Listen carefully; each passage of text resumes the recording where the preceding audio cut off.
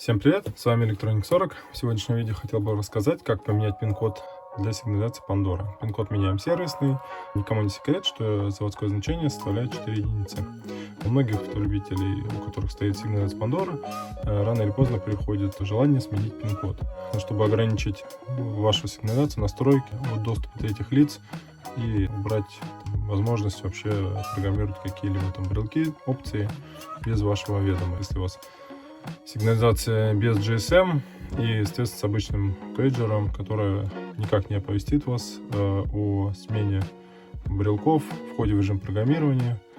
Только GSM-система способна прислать вам смс о том, что был произведен вход в режим программирования и, естественно, записаны брелки.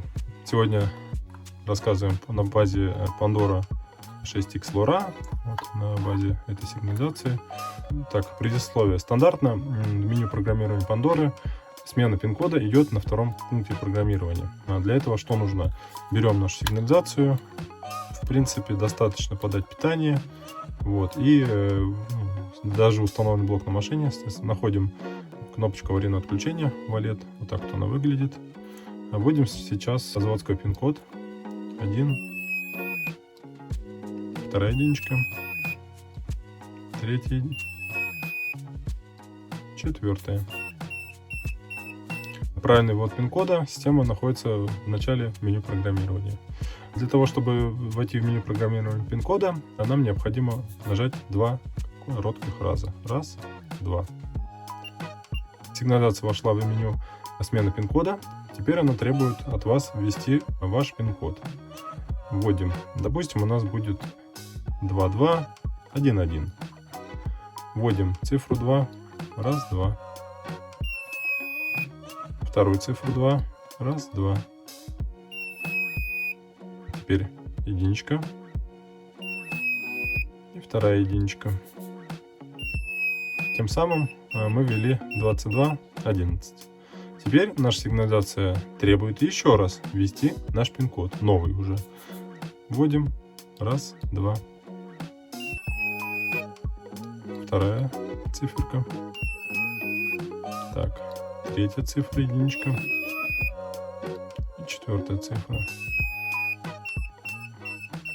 После ввода второго раза пин-кода наш пин-код сменился и сохранился в памяти системы.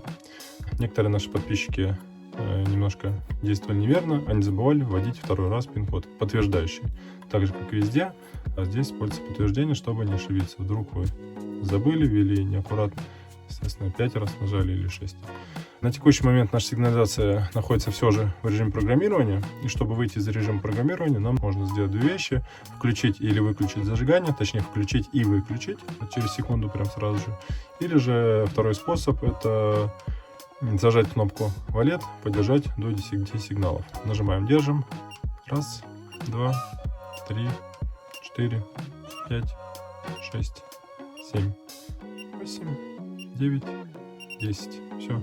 Сигнализация у нас вышла. Она находится в обычном режиме. Сейчас она должна перезагрузиться.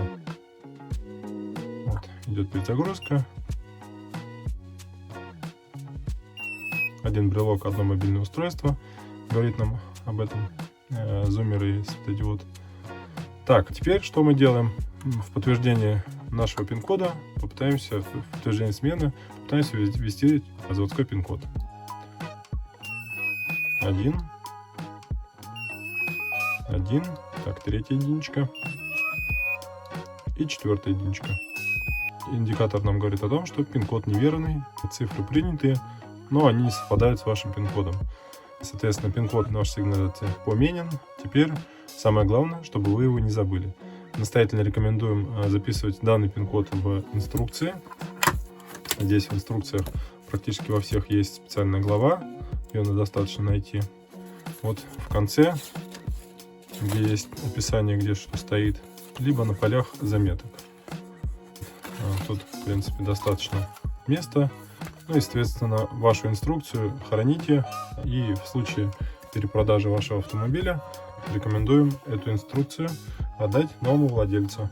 Сообщить желательно ваш пин-код, который вы поменяли, если вы помните. Или же обезопасить себя и других, записать его в вашу книжечку, либо куда-то еще. Соответственно, главное, чтобы вы его помнили. И если вы забудете пин-код, есть шанс подобрать его, если он простой. Второй способ — это замена сигнализации. Ну и напоследок, подтверждая то, что мы поменяли пин-код, введем наш 2211. Раз, два. Раз, два. 1. 1. Наш пин-код верен, все, сигнализация его приняла и вошла обратно в меню программирования. Всем спасибо, пока. Ваши вопросы можно задавать в комментариях. Подписывайтесь, ставьте лайк.